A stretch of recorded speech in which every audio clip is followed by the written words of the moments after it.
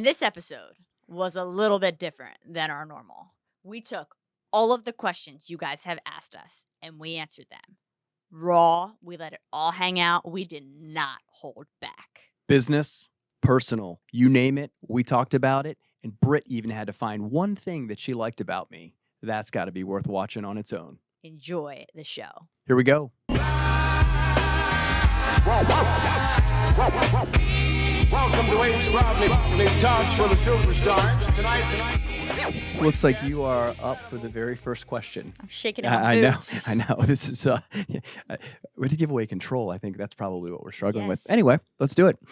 What were you most scared of when you were young, and do you still have this fear? Has your personality changed since then, or are you mostly the same? I am 100% the same as I was when I was younger.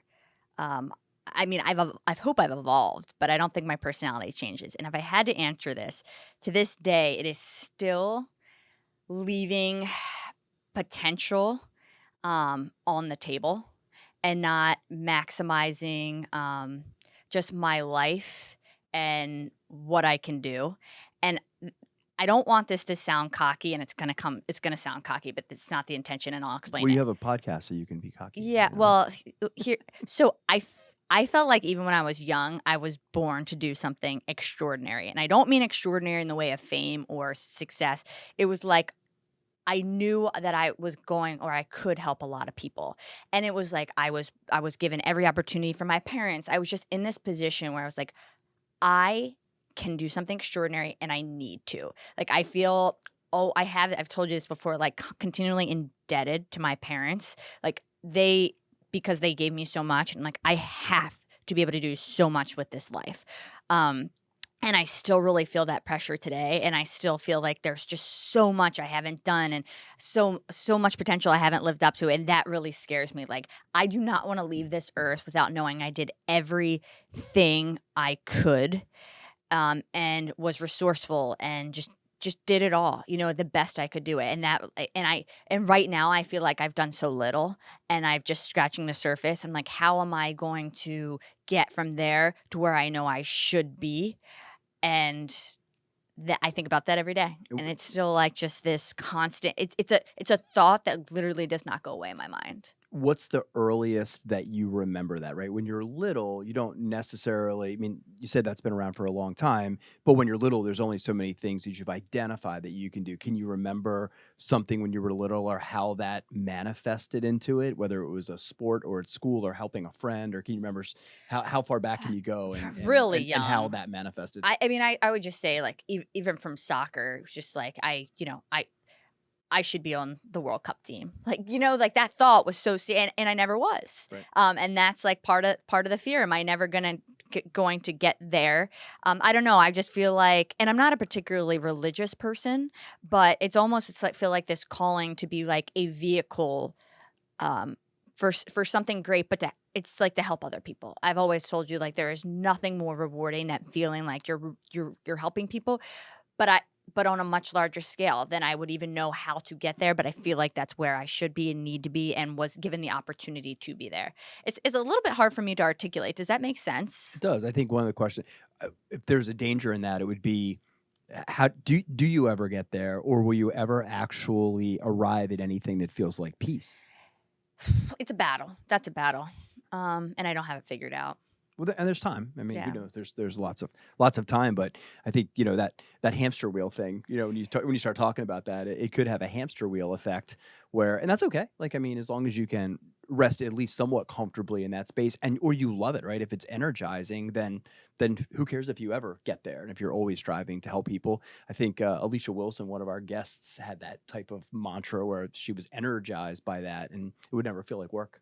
It doesn't, and I am so happy. Like I'm very happy and get joy out of a lot of things, but a lot of what I feel like I need to do to get where I feel like I should be is very uncomfortable, very hard things, which of course is very taxing on you physically and emotionally. So it's like, how long can you do those things, and how sustainable is that? And will you continually be in that wheel? And I don't know. Like, I don't see myself ever not feeling like that. but at the same time, I am very happy and I am energized by it. So all that to say, I've got a lot to figure out, I guess. I think we all do. Right back at you. Yeah. That same question. This is a little bit later, so I don't know that I had these feelings. Actually, my father would tell you I'd never had a feeling like this, but I was afraid of not being prepared. And I think that finally caught up with me, or I recognized that later in life, and to the point that the dreams that I have, that I remember most, is when I am somewhere and I'm not ready. So I have dreams constantly about playing baseball for the Orioles and I can't find my glove. Nightmares even. Or maybe. or the other one is this one's crazy. And if you're a psychologist, please put this on the board so I can have some kind of an understanding. Put these in the show notes. I am the quarterback of the football team, and my hand is not large enough to grip the Wilson Duke football. Oh my gosh. Yeah. So I don't know if that's a preparation thing. Your hands are as big as they are, but to this day, preparation. I stress it, soapbox it to my teams, and I am. And the worst thing is, if I'm unprepared, I'm a god awful mess in the moment. And if I'm prepared, I believe I'm about as good as one can be. Mm-hmm. So it's one or the other. There's not this middle ground. Am I now able, at 54 years old with some experience, able to fake it for some bars? I am, but that doesn't change my internal feeling. I know if I'm prepared. Others may not quite pick up on it because I do have, a lot of experience. But to this very day, I mean, if I lose sleep, it's because I'm having some type of a dream that would have me unprepared in some way. Quick question for you: Has that ever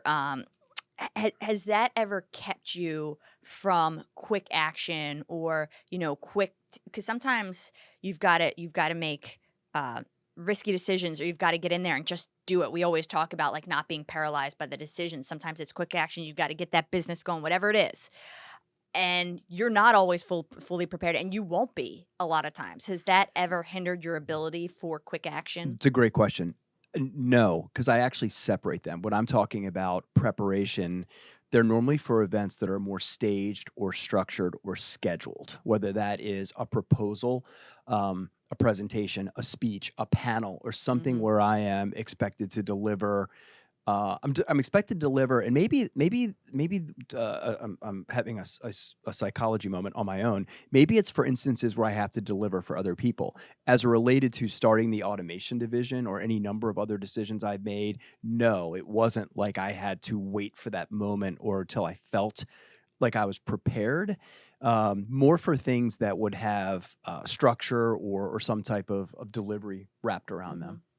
So good question, because I never actually parsed it down to that level. No, actually, in those situations, I have more of a ready, fire, aim mentality. But if it's about a big proposal or a big presentation, that preparation piece is the type of things that haunt me. Question number 2. Outside of your family, who has been the biggest influence in your life that helped you to get to where you are today? Early in my career, in 1999, Arnold's Factory Supplies then was in a very, very tough financial position. My father had died a few years earlier, and we were doing okay. My brother-in-law left the company early in that year, and we were struggling. I wasn't quite able to get it to work the way that I wanted to work. And a consulting company pitched me on the right day. And I remember it was called American Management Systems. And fast forward, we bought into the program. And I was so lucky that we got a consultant whose name was Jim Worthington, who was an absolute pro. He was from Louisiana. He was a CPA by trade, and he came in and ran the project and really taught me a lot. I got a personal one-on-one MBA. It cost us a small fortune. It did. But the benefits were there.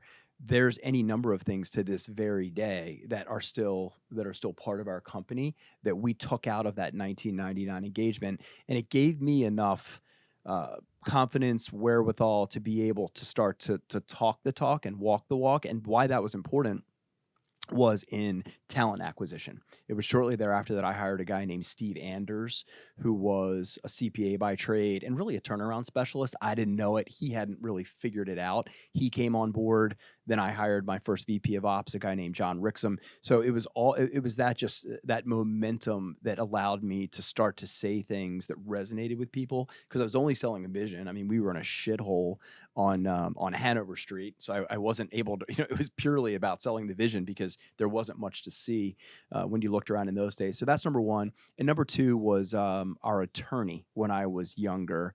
His name was Bob Kern of Whiteford Taylor, and he taught me a really important lesson. A lot of them, but there was one that to this day, and it was never do something without a business purpose in business. And the scenario that resonated most, we were trying to buy my sister's stock back in Arnold's Factory Supplies in those days. And I was just going to go ask her or something that seemed very simple. And, he was very intentional about saying, well, Mick, we really need to have a business case for this conversation. I mean, sure, you could just ask, but it'd be better if we had a business case. And we did. There was actually a business case that was very palpable. I wasn't experienced enough or maybe smart enough to know it or see it. And he said, well, no, this is a need that we have that would have shareholder involvement, and we should go talk to her about this. And if she decides that she's not on board, then there may be an opportunity for her to sell the shares instead of engaging as a shareholder. And that's exactly what happened. So those would be two that I would point to. Those are good ones. For me, younger in life, when I was, call it 12, 13, and I've talked about him before, is Coach Quinn. It was my soccer coach. And he was the first person that really helped me develop. I loved the game of soccer before I met him. He was my first club coach. So we were more on like the high level soccer. We were traveling, and that's really where I developed my skill and my passion for the game. And he was someone that was never about winning.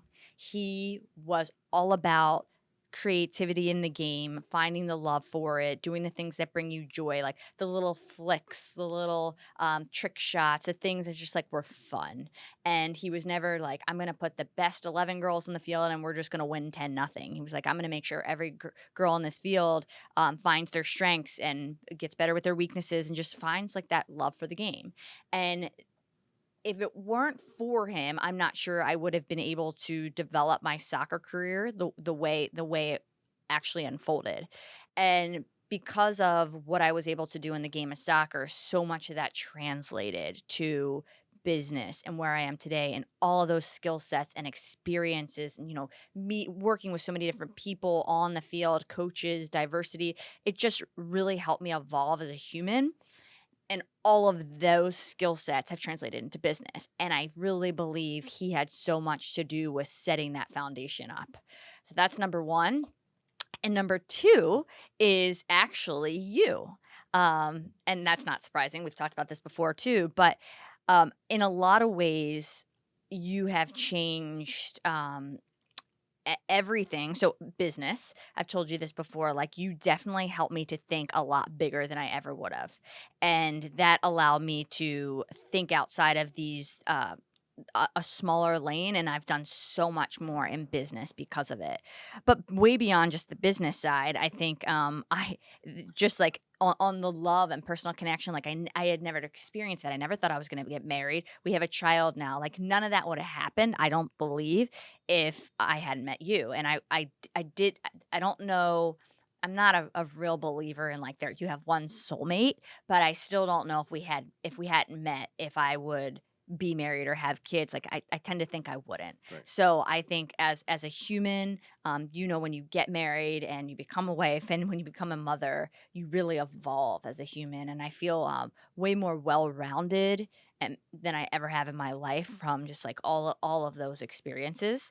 And I contribute that to you. So I would definitely say, that's an easy answer for me. Well, thank you. That's amazing. Let's go off camera so I can cry. Here's a good one. And I'm really interested to hear your answer on this one. When did you know, Britt, that I was the one that you were going to marry? When did I know you were the person I was going to marry? Really early on. I would say, when did I know?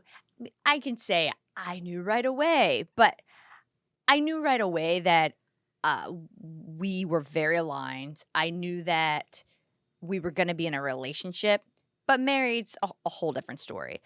I think the answer to this would probably be about 5.5 months in, when right before or right around when we decided to move in together. I think for me, when we had that discussion, was like, this sucks being apart. Like, I don't want to live out of a suitcase. We were having a cocktail at a bar and you're like, move in. And I'm like, okay.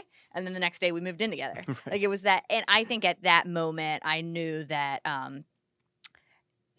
we were going to get married. Like, I wouldn't have wanted to pick up my whole life and move in with somebody that early. And it was just like, at that point we were both older.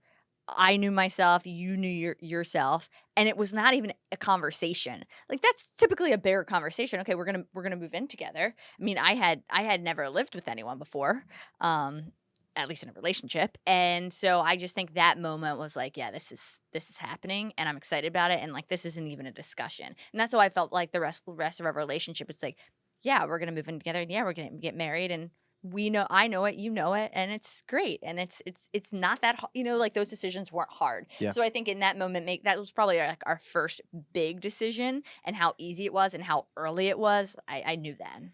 Yeah, and you used the word alignment. I'll just yes and the hell out of that. Just some milestones along the way. We met on March 23rd, which was the first day of spring, and it snowed, which was pretty cool. And then, we aligned around soccer and Blanton's and the prime rib. So those were three things that were easy. And I remember taking you to one of my favorite places on earth. I think it was June 6th of that year. We went to Nashville, where I was spending a tremendous amount of time working with a customer.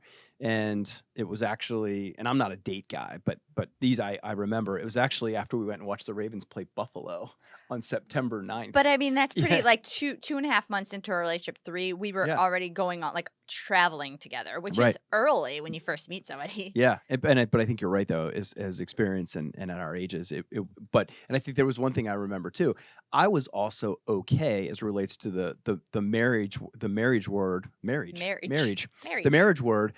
If we had been engaged for an extended period of time, that would have been okay. If we got married in very quickly. The pandemic made it hard. We did try to get married a number of times, but our mayor wouldn't keep the city open long enough for us to get married. So we finally said, fuck it, and flew to Tennessee because they were open the whole time. They didn't, and neither Alabama, Florida, and Tennessee did not have a pandemic. Wedding. Yeah, so we finally said, we went back to the very first place we went together and got married. So it was early. I mean, I think I had to get my head around the idea because I was pretty well conditioned, or maybe I was just protecting myself, that I probably wouldn't ever get married again. It's just because the demands of the business, who was I ever going to align with? I was going to end up blowing up every relationship by choosing this first. And I don't think I ever realized that there would be somebody that I could be with that I wouldn't, that I could have this and that, and all and of that it understand would be it. so synergistic and not even that, supportive. Yeah. Wildly, overly supportive. So yeah, early, that was pretty easy. All right. What do you like most about me? Oh shit. Any limit on the segment? No. Most is a singular word. Yes. Gosh, let me narrow it down. Give me a second. Your drive and your singular focus. I don't know that I've ever. I don't think I've ever met anyone as tenacious as you are. Whatever you do 1,000%. Whether in soccer for the longest time, and then you made a very conscious decision to end that career and go into the career called business, and then do the hell out of that still to this very day. And then as soccer started to relax a little bit, your need for competition. So after having the Mox, I think is really appropriate here. Right. The Mox. Then the most intense mother of all time is relates to support and making sure Mox has what she wants. And now you're running 32-mile races every couple of few months and are going to run a 100-mile race. But every morning, it's 3:00 and my lazy ass will be laying in bed because I feel but seriously, I mean, even if I roll over, Mick wakes up at 4. So but even when I roll over at 4, there are some mornings I'll be like, she got to be over there. We were both really tired last night. We both dragged ass into this bed. She got to be over there. And sure enough, I rolled over with one eye, flat, gone, out of there. And I was so asleep that I didn't even hear you leave. So that's how asleep I was. And of course, you're gone. So no, that tenacity is just like few things I've ever experienced, and it's my favorite. Thank you.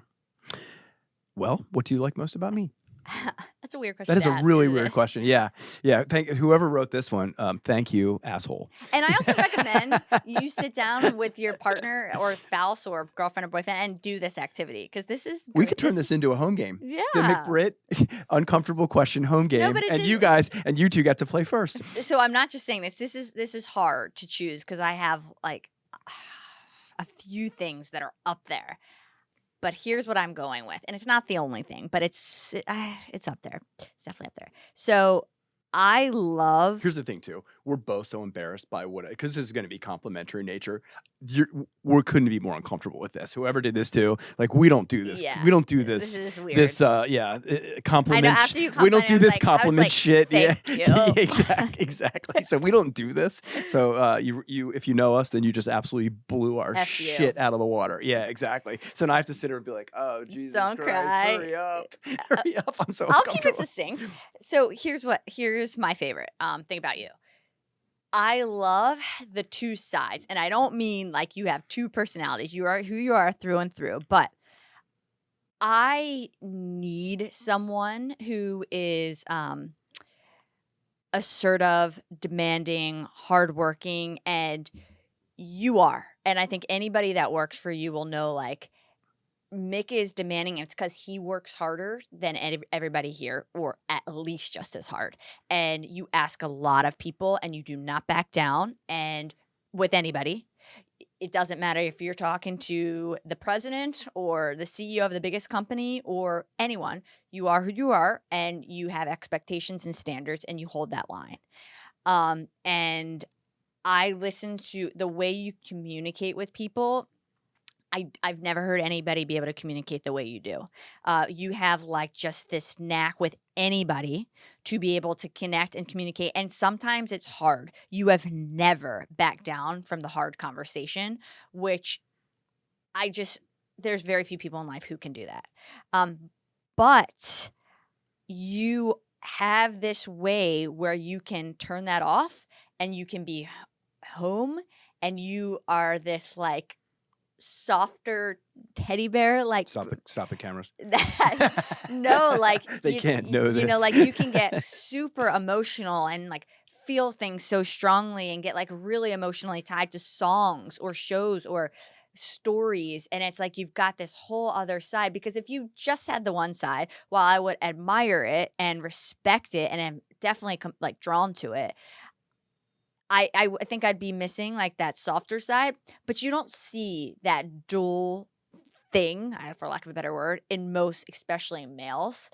And you are, I contribute that to you being so secure in who you are that you are able to lean into that like really softer side and be vulnerable and emotional and just like show that side to me with just totally open, totally raw. And that combination for me is just like everything. I never imagined I could find that in somebody, but that is definitely. Thanks. Quick break from the show. If you're enjoying the episode, the easiest way to help support our channel is to subscribe. We're pushing to hit 1,000 subscribers so we can get monetized and bring even more amazing guests on the show. Drop a comment with who you think we should interview next, and back to the show. How has becoming parents reshaped your perspective on success? I don't know that it's actually reshaped my perspective. I will say that what it's done is it's created very important and critical space in my life to be successful in a lot of things. I mean, I think part of the danger of being a business owner is having so much of your identity tied up with what you do. And listen, and I have done that for a very long time. And in a good way, right? I mean, when I was going through some tougher times, it would have been easy to get attracted to something else, right? I could have been drinking this, I could have been snorting that, but I had this to invest myself in, and by this I mean Arnold Packaging. Um, and that was wholly focused, and of course the girls, and they were critical and super important. But as they get older, they're present less and less, and they're not trying to be less present. They're just living their Yeah, they have their lives, lives. and They're then self-sufficient. but at the same time, you end up with this void, or this space that while they're growing, they vacate for that period of time. So I would say. I've been a parent for a long time now, 23 years, with Brooke being the oldest. I think and then making the second lap around the track, as I call it, with Mox. I think I've learned to create a lot more space in there and not be so singularly focused on one thing.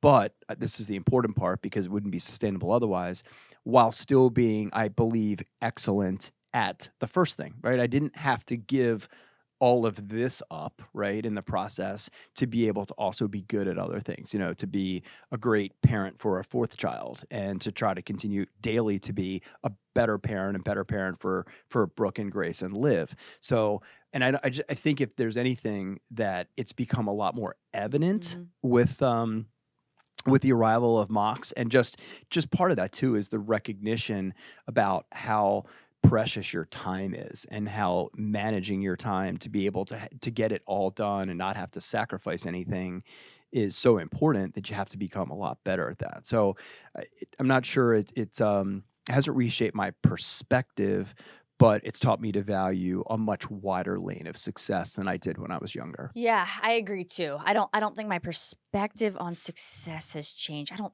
think, but gosh, I've changed so much. I think the way I go about approaching success has changed. Like, just when I'm definitely more focused on serving others, and like, when you have a child, you get the greatest joy is being there to support and love your child and give you what you need and see them develop. And that definitely has been something that I now feel deeper, especially for my colleagues, my employees, like everybody in my life. I feel more like gratitude towards them, wanting to help, and I think that comes when you become a parent. Like that is your life, and you get so much from that. But I wouldn't say like my actual, like you said, my perspective on success has changed. It's just how you get there, and my approach to that has changed. That's not a great answer. Well, I think I want to add to that, because I've never really I do strongly believe that success is an external thing, that success is judged by other people, where excellence is more internal. So I never really focused on the idea of success, because I believed it was external. And if someone thought I was successful, that was fine, but I didn't really get that much out of it, versus excellence and striving internally to be great to what my level of greatness was. So I'm not sure that I've really paid that close of attention. I mean, people say by all accounts, Mick is successful. And to that, I would say, thank you, but really, so what? For me, it's more about it's about excellence and the internal aspect of it that I value and pay more attention to than success. I want to add one more thing to that. I think also when I'm doing things in my business, or even anything I'm doing professionally or personally, where I have goals, constantly in my head, I am thinking about her, and it definitely keeps me accountable, and also keeps me more on like, is this morally right? Is this ethical? Would I want her to make that same decision? And I think about that a lot more. So not only does it keep me, I think, more motivated, more driven, more like less likely to quit, but also it's like making the right decision, not always the easy one, but the right one. I would consider the right one, with her in the back of my head. And that is definitely a thought that I just didn't have before I had her. Moving right along. The question everyone wants to know: balance and maintain such a strong relationship while being so busy running 2 businesses and having a 15-month-old. That's easy. It's one word. It's just communication, and that's much easier word to say and a much harder thing to deliver. But it's communication. But there's some things about that really work in the presence of communication, right? Without communication, it wouldn't work at all. I mean, we would be, we'd be doing two different things. And with the demands of our lives, even though we have mocks as an intersection point, there's a lot of couples that have their children as intersection points, but it is the single or lone intersection point. So in the presence of communication, there's just so many things. One of the things that we do, and I've referred to this a lot on here if you listen to our podcast, it's the difference or the idea that we each do half of the whole. And people are like, well, yeah, what else would you do? Well, else you could do is you could do 100% of half. And I have seen any number of relationships along the way. Let's put that in I will. example. I'm going to give you a total example. Yeah. I'll give any number of relationships along the way where, let's just say, the wife is raising children and taking care of the home, and valuable, right? Neither of these are about valuing one over the other, while the husband is, let's just say, working and earning and providing. Simple split. And you can create this situation where one is doing 100% of that half and the other one is doing 100% of the other half, where, mom changed, and these are legit, right? I'm not stereotyping anything. Mom changes all the diapers. Mm-hmm. Mom makes all the food. Mom gets everybody to school. Mom gets everybody to bed. Dad's out of the house early. Dad goes to business meetings. Dad travels for business trips. Right? So, and you end up creating this quasi-parallel path, which does have some intersections. And those intersections, if you're not careful, could look like soccer games on Saturday, right? Or practice or whatever. So I think one of the big difference, or what allows us to maintain such a strong relationship, is that we both do half of the whole. And if there, and it's never perfectly 50%. I mean, you change a few more diapers than I do, I pull a few more weeds than you do, right? Or whatever those things are. But net, it's half of the whole. So if you take communication a very high level and you wrap in that type of mentality, that's a great start. And then I will just tell you the other thing is your personality is such that you never hold a grudge, right? Even if we are off for a second or we have a choice word for each other, it's over. Like, it's literally over 2 seconds later. This is really funny because when you told me this, it was last week, you were telling me that, I was thinking in my head, you are the one who always makes us talk. If there's even, and this is really rare, but if there's something like some kind of tension, you're the one who always initiates and makes sure as we get over it in like 5 minutes, where you were like, you think that's me. Right. And I've always been like that. You're the one. Cause I feel like I could go for days, not with you,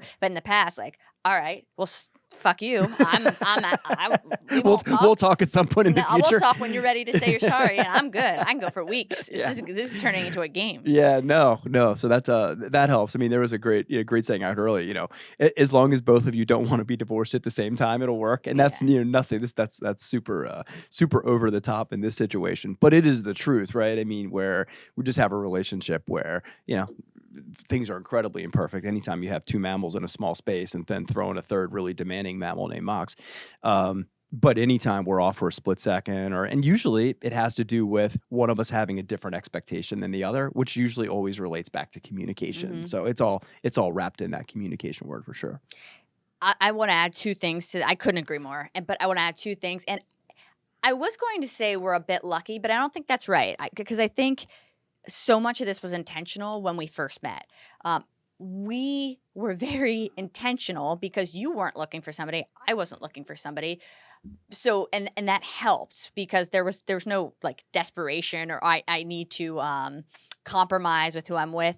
And so when we got together, it was so like we were so aligned and we knew each other. We started from business and so we knew when we got into a relationship, we had already been doing business together and knew that side of each other, because I think it can be hard when you're starting your relationship, just love itself, and then business gets involved and it's like, well, this wasn't part of like the initial relationship where it was just like all lust and lore and we were going out to dinners and it's like, that's not real life. We met in a very real life situation and fell in love with each other doing business together, and we were intentional about like being very aligned. And I think when you have two people, which is rare, where we are both able to do 50%, like financially, we contribute. We don't know what the exact number, but like 50%. You're contributing to the finances, and I am. Like we're there. It is, and that so that reduces a lot of like tension and argument. I think because we are both capable of. I mean, what is it? What do people get divorced? It's like money, sex, and parenting. Yeah, and like we're able to do all. Well, I hope we can do sex 50%. That'd be weird if not. but well, if you figure out another way, I'm in trouble. Yeah, but talk about not needed. Holy shit. But like, finances and parenting, like we with the schedules we've created, because we both own businesses, we do have a little bit of autonomy. So we can both be 50% in parenting. We can both be 50%. So that makes this thing easier where we're able to do everything together. Like we have created a life where like we can work together, we can parent together, we're both capable of it, we're both able, and our lives are structured that way. So and a lot of people are not in that situation. Last thing, and I'll just touch on this really briefly because I would be remiss if I didn't.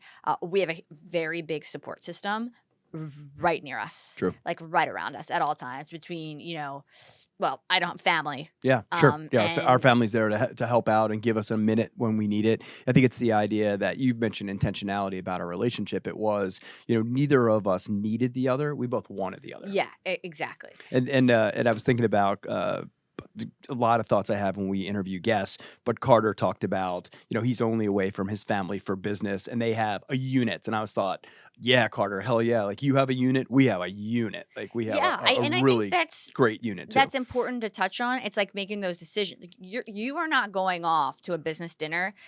You might, but like I'm invited. Like if I have an important business meeting and it's outside of the typical work hours where we have help from our au pair, I'm not going to go unless you're going to go. Right. And maybe Moxie's being, it's when she's being babysit. We don't do anything. We don't go out typically unless it's Thursday nights when Moxie's at her grandparents' house. Like everything we do outside of work is together, or at least you and me, and when she's with family. Yeah. And I think that's like an important decision you have to make. Right. If we divide, it's intentional and it's to conquer. Yeah. Like that's exactly how we show up. Yeah. Good. That was a good question. Yeah. Great question. What advice would you give to couples who want to work together without burning out? And what small habits do you practice daily to keep your relationship strong? I would say, while it really does work for us, and it might sound hypocritical because we just spent 10 minutes talking about why that really works for us, I don't think it's necessary to have a great relationship.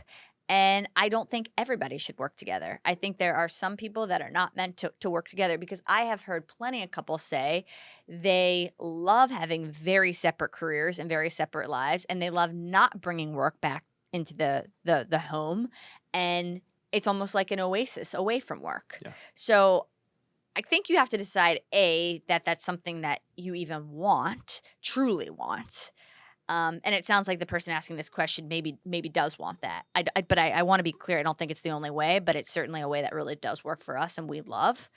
So the advice I would give is, well, one thing that's really, really nice is we're communicating all day, every day. So like we don't have to come home at the end of the day and catch up for an hour. And it's like at that point, you don't really feel like talking. You're tired. And it's like, catch me up on the last 12 hours of your day. Like we always know what's going on. And that really does allow us to get so much deeper in conversation. It's never a catch up. It's never a debrief. Like I already know. Mm-hmm. Now we're getting deeper. So I would say that constant communication, like let your partner in to your wins and your losses and your challenges in work. If you guys truly both want to work together, they're going to want to hear that. And not only hear that, be a part of it. They might not have the technical expertise to help you get through it, but certainly as a sounding board or support system, and you've got cheerleader, a simple cheerleader is a huge help. So it's like be open, let that person in, share with them things that you might not normally talk to about them that's outside of their expertise. They don't need to know. They can just be a great sounding board for you. And I think that's one step, and it all comes back to communication all the time, right? Mm-hmm. And then also being really intentional about supporting your partner's wins. and being there during their losses too. But I would say like making a big deal of some things where like being there for them, because it matters. Like I know if you get a big contract or whatever, or even a small contract, but it's like a great new customer you've been after, like it's worth talking about. It's worth engaging. It's worth listening. It's worth asking about it. Like those things mean a lot. And you can be very intentional about that if you just pay attention to what's important to your partner in their work.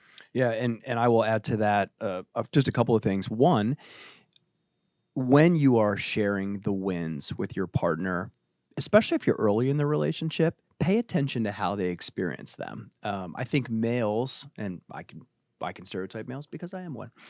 I think males have a harder time with that. I've had females that are friends along the way, and I know you had this experience prior to us meeting where a win for the female was a competitive situation for the male, unable to at times really embrace that and celebrate it. So I would say even if you're early in your relationship, and there looks like a potential that you're going to be working that closely together, I pay really close attention to how your wins were experienced. I mean, are they truly celebrated? Are you stacking top on top on one or the other? Are they synergistic? You driving each other. Yeah, you driving each other. Yeah. Where we say all the time 1 + 1 = 5 for us. And the thing I just mentioned, just a little bit of a distinction. We don't work for the same company, which is we work together. We have a supplier-customer relationship. We literally share an office that's separated by a sliding door. But there is some great things about you running your business and being able to create and make choices around the nuances. Your team works more remote than mine does, just things like that. So we do have the ability to make some great choices for our individual organizations. We're not in a position to really be hammering head to head on I say the ship goes this way and you say the ship goes that way, and it's the same ship. Yeah.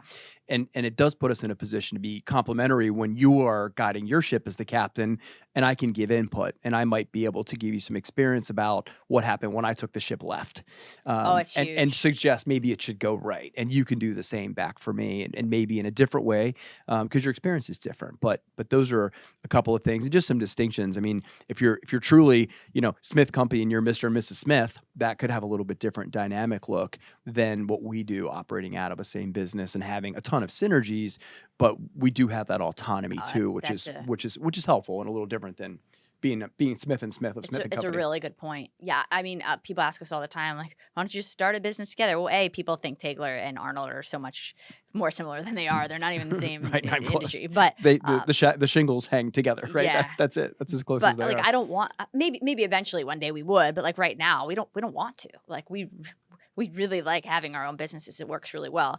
One thing to point out, that is one of the things I missed, and I might have even mentioned as my number one favorite thing about you that I love is it is hard for males to let their ego down and even want a female that could contribute 50% financially specifically, and to say like, there's literally like no jealousy, no ego. Like I support you 100%. If you outrun me in anything, like I am here for it. I love it. And like seriously mean that. Be so unselfish and so supportive in everything.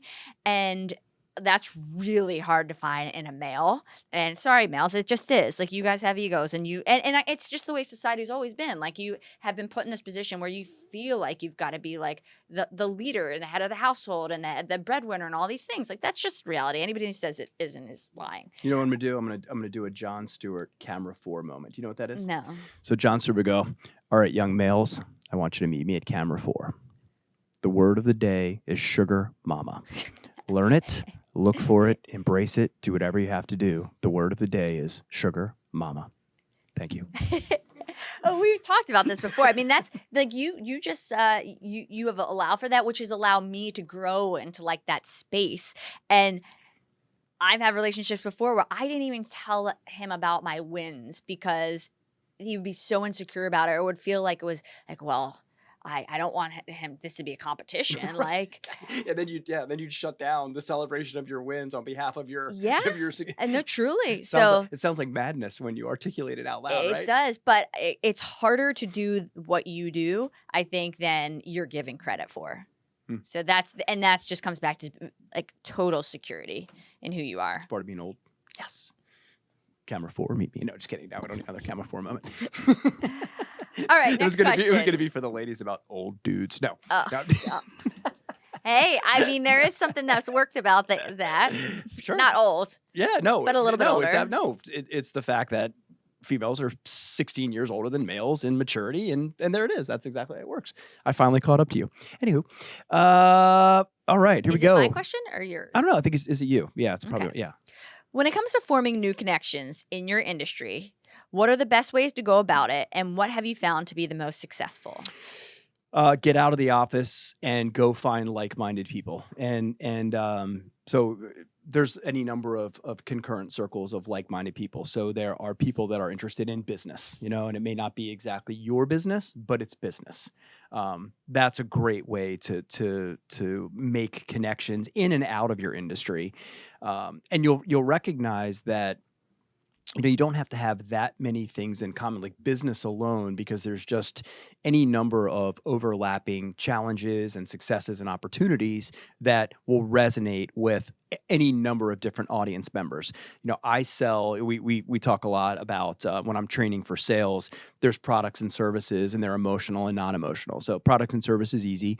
Emotional means you're spending your own money. Non-emotional means you're not. So even if you're in a room, let's just say the opposite of me, who sells a non-emotional product, bubble wrap, they're spending someone else's money, and I'm with someone that's selling an emotional service, life insurance. There's a lot of things that we can connect on, and I can learn from. The great thing about being on the different edges of that quadrant is I have the most to learn from the person that's selling an emotional service, and they have the most to learn from a person that's selling a non-emotional product.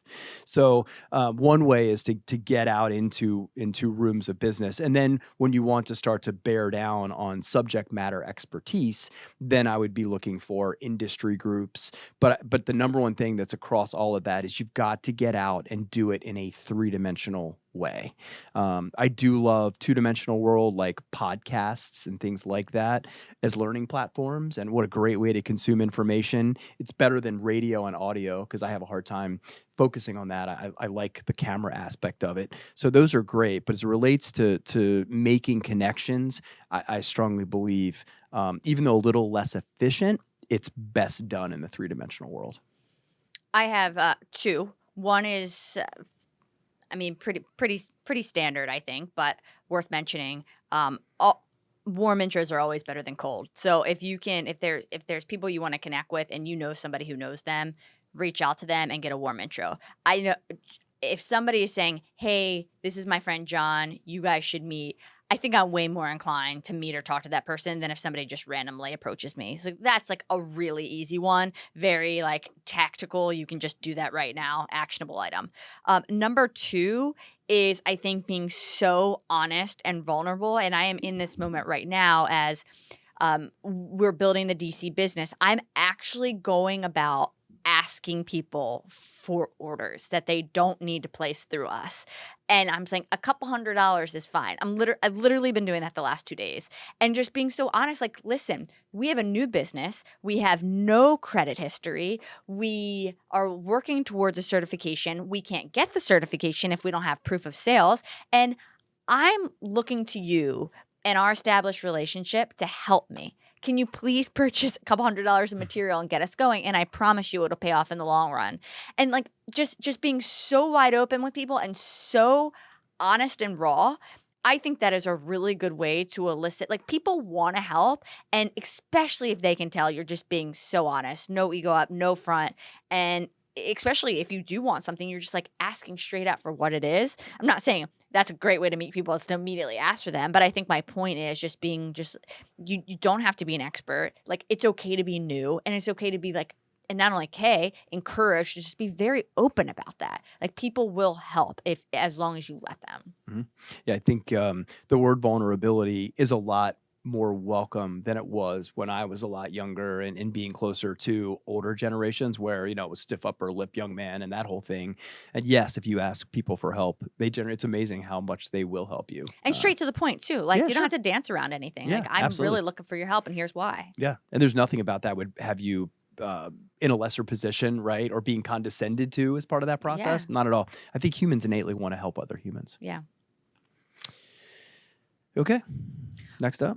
What's one skill every entrepreneur should master that often gets overlooked? We've talked about this all the time, is just consistency, repetitions. It's commitment to, it's the excellence of the mundanity. It's doing the things that matter day after day after day. The best entrepreneurs in the world, I believe, are most of the time not the smartest. They are not on the outer edge of anything. They just show up and do the same things really well that move the needle, have the biggest impact on that needle, move it the most, and they're able to do it more and more often and more consistently than anybody else. Yeah, and my skill, I'm gonna use this word, and then I'm gonna blow it up. Is communicate. We talked about that, and you talked about your love for my ability to communicate. But I think when I say the word communicate, most people think about talk. Well, communicate, of course. If you're communicating, you're talking. No, I want you to focus really more on the listening side. So one of the skills that entrepreneurs need to master is listening. I mean, old one, right? 2 ears, one mouth, listen twice as much. But it's a lost art to listening. And I think a lot of entrepreneurs, especially if they're new to business, for some reason there's this attraction to talk because talk means no and no means cred.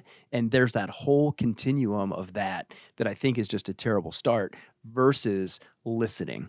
And I know some of the smartest and most capable people that I know, and definitely around here too, they listen. It could almost be viewed as to a fault at times. After a while, it's like, are you ever going to say anything? Mm-hmm. Well, when they finally do, it was worth waiting for. Yeah. And we have another saying around here. It's, you know how smart someone is not by their answers, but by their questions. And after our best and brightest listen for a long time, the next thing out of their mouth is still likely a question. It's not an answer. Mm-hmm. So communicate, but focusing on the listening side of the communication process. It's a good one. How do you decide when to take a big risk versus when to play it safe in business? I'll tell you some situations when I feel like I am in a position to take a big risk versus make a different choice. Maybe it's play it safe. It may or may not be exactly play it safe. It might be something that's measured. Usually it's when we're up against asset or resource constraints. We're out of space, we're out of this, we're out of that, and there's going to be investment of some kind that's needed. And it could be $1 million piece of equipment. It could be a 10-year lease for extra space that through the 10 years has a $7 million price tag associated with it. So I think when I am called to make what I would consider decisions that are associated with big risk, it usually has some type of an asset or an investment associated with it. And that's why it would feel risky, because I'm signing on the line or I'm making a commitment in some way. Could be a financial commitment, could be a time commitment, things along those lines. So in those moments, and they're all very unique and very individual, as you're doing the diligence around that choice and what is the investment and what is the commitment and it could be sacrifice. If it's time, what is the sacrifice? I'm generally trying to rely on data and really objective inputs as much as possible. Of course, there's an emotional side. You're human. That's just interlaced through mammals. But I would say, you go through that analysis. You take as much time as you can, not so much that you miss the opportunity, but you take as much time as you can. And as much time might be when you arrive at your decision, and that could be quick, or it could be when you're up against a deadline to make that decision. But I would say, after taking as much time as you can, could be 2 seconds, right? It could be 2 days, could be 2 months. Then you make the very best possible choice and you go and you don't look back and you don't regret and That's you don't important. second and You you have to don't go. second guess and you go. Yeah. And listen, and if it turns out in retrospect that you were wrong, because a significant portion of the time you are going to be imperfect for sure, and sometimes you're going to be flat wrong. And your job is to learn from that and have a good understanding. If you do the proper diligence, when you get it wrong, you'll at least have the outcome to align exactly with your choices. And that's the best way to learn is if you didn't do the diligence and you were wrong, you'd never know why you were wrong. But if you thought it out and you were calculated in what you did when you got it wrong, you could stand those up to each other and you'd be able to point almost line for line how you missed, and you'd be better at it next time. I wish I could tell you I was really strategic with this, and I'm just simply not. And I've talked about this, you're way more data driven, way more objective. I definitely lean more on like the subjective, intuitive side of things. I'm not saying I don't look at numbers. I do. But I rely on a lot of what like my gut and heart are telling me and move forward really fast in that direction and go head down. And that has worked out for me. Now, I will say I think it's more than that. I don't think I'm lucky. I think that I understand the decisions I'm making, and like those feelings are supported by, when we're taking this big risk right now of starting like a DC business, I do know it will work. Despite like us taking all these massive risks, we've already done it over here. But I'm not necessarily like I don't exactly know what the market is. I don't know the exact numbers or like the opportunities that are out there, all of that. But what I'm so confident in my ability to, when I make a decision, turn off like a switch and go head down and 100%, don't look back. Don't ever look back in the rearview mirror until it is across the finish line. And I think part of that, as you alluded to a little bit, even if the decision's not 100% right, if you are the person that can go harder and faster than anyone else to get there, a lot of times you'll be able to make it successful, even though it might not 100% been on target. So I think I often rely and lean into my ability to just like go and get it there, even if it's like has to be very forceful, even if it's running through a lot of walls. So I'm not sure if that was exactly what the question was, but that's what like my approach to once I make that decision. Yeah, I would offer just an observation, and it goes back to you making the choice to start Tegler Construction Supply. You were taking a lot of inputs because we've talked about. I mean, when I said, why did you make the leap to launch your own business? One of your first answers was, I was watching all of the building that was going on in the area that was supported by public funds of some kind, TIFs, whatever it was. And I noticed an inadequacy of supply on that side, and I knew it because people were calling me to supply, and I wasn't even a supplier. So it was evident that demand was outplacing supply, and I wanted to insert myself. That was very, very calculated. And you may not have sat down over 25 spreadsheets, but that was very calculated in you listening and understanding that demand was far outpacing supply, and the supply that was there was undergunned and pretty pathetic and or inadequate in spots. Yeah. So I will say, I think I'm not sure you remember those moments as much as an onlooker would. Right. I think I'm very good at reading people and circumstances and environments and understanding what's going on. And it might not be looking at the actual numbers or data or spreadsheets, but I can understand like holistically what's going on pretty well. Like I do trust my intuition very much so. Good one. Me. Britt, do you think entrepreneurs have a responsibility to give back to their community? I don't think so. I don't think... Do I want to be somebody that gives back to my community? Absolutely. Is that important to me? Yes. Do I think it's the responsibility of entrepreneurs? Not necessarily. I think a lot of entrepreneurs go into business and create something great. Hopefully it benefits the community, but I don't necessarily think that's a responsibility of that person. They might be making a greater impact some other way. This is an interesting question. I almost relate it to athletes. Like athletes are expected to be these mentors and role models, and like that's not what they signed up for. They're they are really good they're fast and they can dunk a ball and they've got an engine that never, like, they've got all this skill set and they became a really good basketball player and they are the best and they got recruited and they're going to go professional and they're going to support their family that way and that's their life. And they didn't sign up to be your mentor. And I think that's okay. I think, I mean, like, yeah, I think that's okay.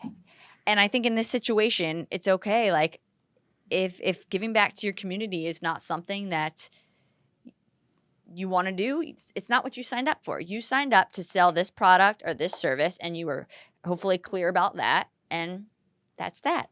I mean, am I off base? What do you think? No, I think, yeah, I agree. I understand. You don't have to agree. No, I don't. No, I definitely don't have to agree. But I do in any number of ways. My hope would be, and maybe this is Pollyanna as shit, but everybody has something to give back to their community because everybody has time resources.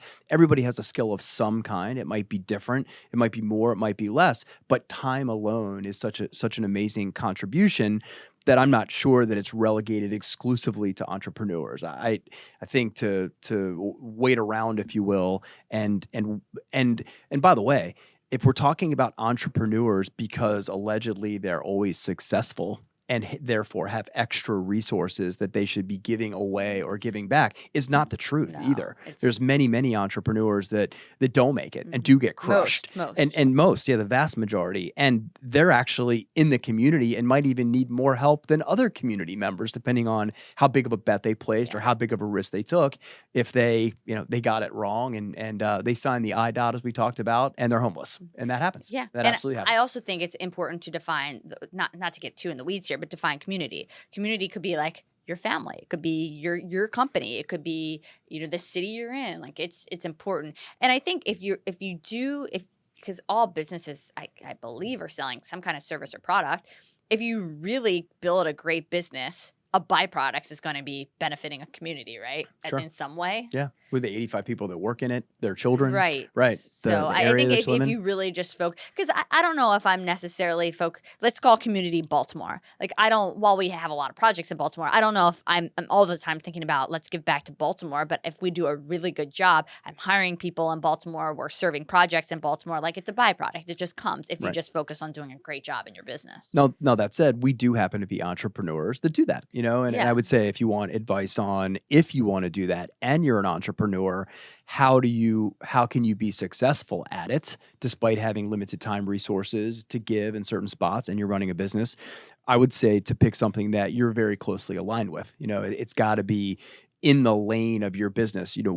I love kids and animals, and I love coaching and training and teaching. So for me, serving on the board of Junior Achievement along the way, just giving some examples of things that might have you with a chance of success, where every time you have to give your time, you're not groaning and moaning because you're outside. So I would say if you are an entrepreneur, and that's important to you, and you want a chance to be successful, and you're not constantly missing and resigning from boards, as somebody that did that early in their career, you'd find something that was closely aligned and was rather interwoven in your day-to-day activity so that they too can live harmoniously with all of the other responsibilities that you have. I think that's the only way it can work, period. The last thing I'll say on this, I will say, I don't feel like I really had the ability to give back to community until I had a business, because and I believe I got more of a voice because I had a platform, and because of that, I was able to make a much bigger impact. So if you are an entrepreneur and you are able to be a business, or you are able to build a business, realizing that you can utilize that business as a platform to give back. When I realized that, I'm like, all of a sudden I have a voice and people are listening to me now. Like, I have the same ideas before I had the business and same opinions and perspectives. But now that I have this thing called Taylor Construction and Supply, I have cred now and I have a platform, and thus I can use that to impact greater. That's a real thing. Mm-hmm. It just is. So if you are somebody in a position where you do have a platform now, whatever that platform looks like, whether it's a business or social media now, or both, and giving back is important to you, you have what you need to be able to do that. For sure. Yep. My turn? I think it is. How do you define legacy, and what do you want yours to be? Not a big legacy guy. I'm really not. That word, I don't know if I've really gotten my arms around the definition of it. I could tell you what I do try to do day in and day out, and it's pretty simple. It's just leave it better than I found it. I knew you were going to say that. Yeah, I've never had this. I think legacy is for other people to decide. So the idea that I would have an effect on my legacy doesn't really make a lot of sense to me. It would have me setting this end game or this end goal and somehow striving towards that daily, weekly, monthly, or in some time increment. So for me, legacy will be much more defined by somebody else that's not me. So to spend any time on it, I don't think about it. Actually, the word legacy in our business has a really bad connotation. When you think about quote unquote legacy systems, it means that they're proprietary, they suck, and you can't get away from them for $1 billion.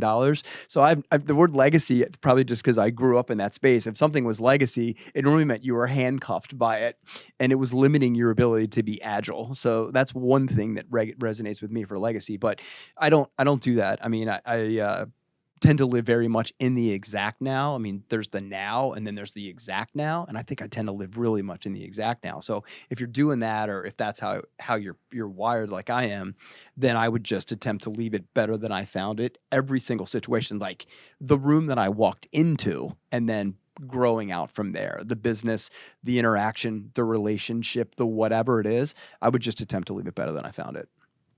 I experience legacy differently.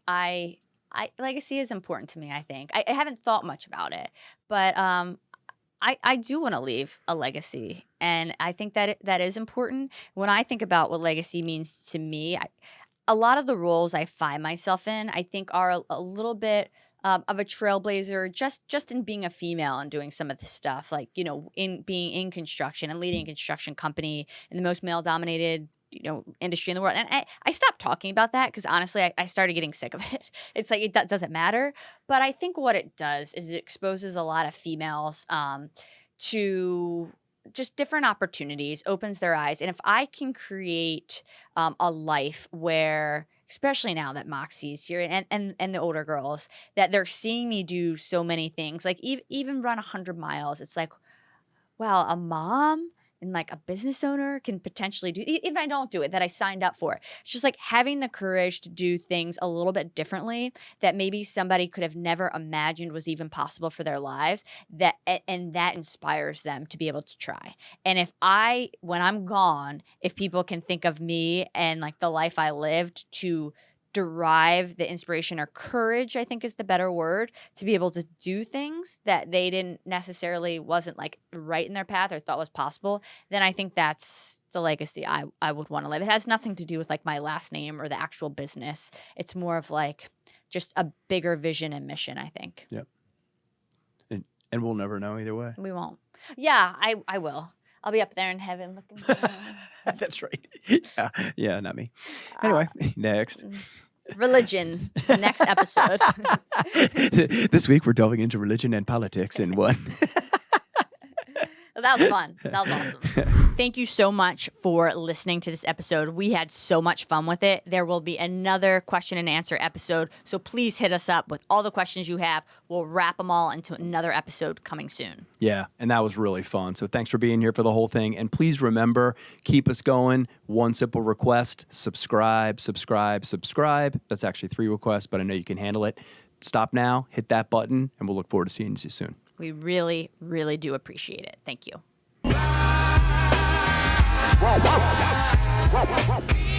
Welcome to Ace Rodney Talks with the Superstars. Tonight, once again.